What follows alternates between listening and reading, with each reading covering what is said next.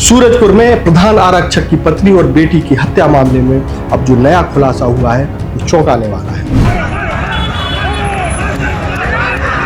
हत्याकांड के बाद सबसे बड़ा सवाल यही था कि आखिर एक बदमाश की इतनी हिम्मत कैसे हो गई वो पुलिस परिवार पर हमला करती है।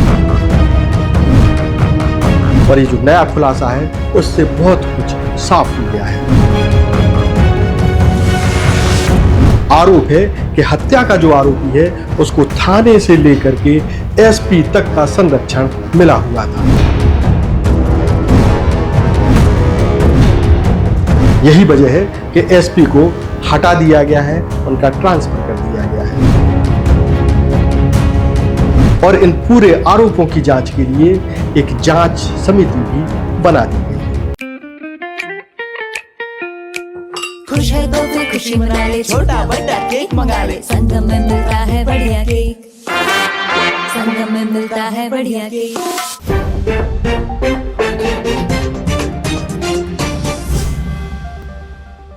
नमस्कार, मैं हूं मयंक चतुर्वेदी और आप देख रहे हैं तीरंदाज। सूरजपुर में 14 अक्टूबर को जो हुआ वो छत्तीसगढ़ के इतिहास की पहली घटना थी जिसमें किसी पुलिस परिवार को निशाना बनाया गया हो। सूरजपुर कोतवाली में नियुक्त प्रधान आरक्षक की पत्नी और उसकी 12 साल की बेटी की निर्ममता से हत्या कर दी गई थी और उसके शवों को घर से करीब 7 किलोमीटर दूर सड़क के किनारे फेंक दिया गया था।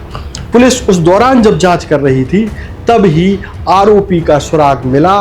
पुलिस ने उसे रोकने की कोशिश की और पहली बार ऐसा हुआ जब किसी आरोपी ने पुलिस पर 12 राउंड फायरिंग की हो। इसके बाद भी आरोपी मौके से भाग जाता है और उसके कई दिन बाद पुलिस के हाथों में लगता है। इस पूरी वारदात के बाद सुबह जो है दूसरे दिन पब्लिक भड़क जाती है और भड़की हुई पब्लिक जो है आरोपी के घर में और उसके गोदाम में आग लगा देती है। पुलिस एसडीएम को भागना पड़ता है, एसडीएम को पीटा भी जाता है और बड़ा बवाल होता है, ऐसा बवाल जो छत्तीसगढ़ में पहले कभी नहीं हुआ। इस पूरे बवाल के बाद अब जो तथ्य सामने आ रहे हैं वो पुलिस पर बहुत ही गंभीर और बड़े सवाल खड़े करते हैं और सबसे बड़ा आरोप ये है कि पुलिस आरोपी का संरक्षण कर रही थी।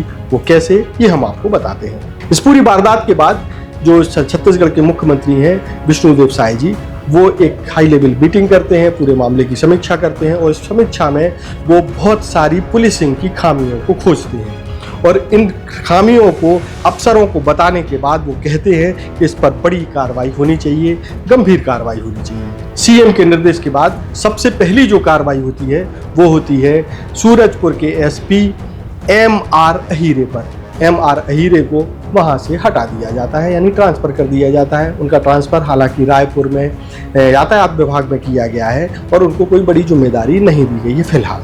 अब बताते हैं उन पर आरोप कैसे है।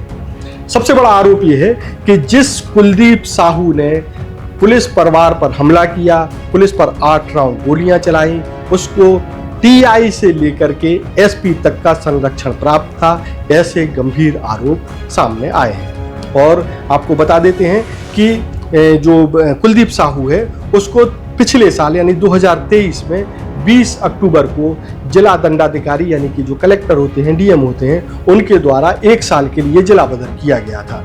जिला बदर का मतलब ये है कि वह शख्स उस जिले में 1 साल के लिए नहीं रह सकता, उसको जिला छोड़ना पड़ेगा, वो कहीं और रह सकता है। लेकिन ये 1 साल पूरा होने के पहले वो 14 तारीख को बड़ी वारदात कर देता है। रात में, चूंकि रात में वारदात होती है, 13-14 की रात में, और 14 तारीख को बड़ा बवाल होता है। यानी कि उसको 19 अक्टूबर के पहले जिले में आने की अनुमति थी ही नहीं, लेकिन वो पहले से वहाँ मौजूद था, यानी कि कई महीनों से वहाँ सक्रिय था, ऐसा बताया जा रहा है। उसके कुछ प्रमाण भी सामने आए हैं। कुलदीप साहू जो है पुरानी बाजार कृषि मंडी रोड की जो दुर्गा समिति है उसका अध्यक्ष था, यानी वो कृषि मंडी जो समिति थी, दुर्गा समिति थी, उसका अध्यक्ष था। इसके बाकायदा कार्ड बटे और ये कार्ड की जानकारी पुलिस को कैसे नहीं लगी, ये सबसे बड़ा सवाल है। लोग तो ये भी कहते हैं कि ये कार्ड भी थाने भी गए थे, ये कार्ड, और उसका बाकायदा उसमें नाम भी छपा हुआ था कि ये अध्यक्ष है। और इसके बाद भी पुलिस ने उस पर कोई एक्शन नहीं लिया, यानी वो जिला बदर की अवधि पूरी होने के पहले सूरजपुर में सक्रिय था। पुलिस अच्छे से इस बात को जानती थी, इसके बाद भी उसके खिलाफ कोई कार्रवाई नहीं की गई। आरोप ये है कि टीआई से लेकर के एसपी तक का संरक्षण कुलदीप साहू को मिला हुआ था।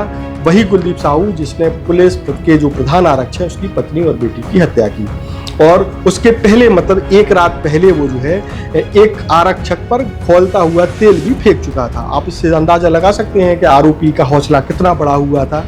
वो पुलिस को कुछ समझ ही नहीं रहा था और पुलिस को वो क्यों नहीं समझ रहा था इसका आप अंदाजा आप लगा सकते हैं कि किस तरीके से वो कितना रुतबेदार आदमी था कि पुलिस भी जो है उसके खिलाफ कोई कार्रवाई नहीं कर रही थी। इस पूरी कार्रवाई के बाद यानी कि ये जो खुलासा हुआ है कुलदीप गिरफ्तार हो चुका है, वो न्यायिक हिरासत में है। सीएम साहब ने खुद संज्ञान लिया, उसके बाद एसपी पर भी एक्शन हुआ। अब एक और चीज़ सुनने में आ रही है, सुनने में ये आ रहा, हालांकि ये रिकॉर्ड पर नहीं है, बताया जा रहा है कि कुलदीप साहू का जो कब्जा किया हुआ मकान है, यानी जो कब्जा है उसका, चाहे वो जो कबाड़ी का काम करता था वो वाला हिस्सा है या घर वाला हिस्सा है, उसको साफ किया जाएगा, उस पर बुलडोजर चलेगा और बुलडोजर चलने के बाद उस पर पार्क बनाया जाएगा। यानी कि अब जो है कुलदीप व्यास पर एक और बड़ी कार्रवाई सीएम के हस्तक्षेप के बाद प्रशासन करने की तैयारी में है। इस मामले में एनएसयूआई के अध्यक्ष का भी नाम आया था, जिलाध्यक्ष का भी नाम था, वो भी इस मामले में आरोपी है और कुछ और लोग भी आरोपी है जिन्होंने पुलिस परिवार पर हमला किया था, उनकी जान ली थी। देश और दुनिया की ताज़ा तरीन खबरों से जुड़े रहने के लिए आप तीरंदाज को सब्सक्राइब करना बिल्कुल ना भूलें और बेल आइकन को भी जरूर प्रेस कर लें। नमस्कार। स्पर्श मल्टी स्पेशलिटी हॉस्पिटल अब दे रहा है फुल टाइम विशेषज्ञों की देखरेख में सर्वश्रेष्ठ NICU एवं PICU की सुविधा, यानी नवजात एवं बच्चों की गंभीर बीमारियों का इलाज अब आपके अपने शहर में, साथ ही न्यूनतम दर पर हेल्थ पैकेज की सुविधा। स्पर्श मल्टी स्पेशलिटी हॉस्पिटल, एक एहसास अपनेपन का। तीरंदाज।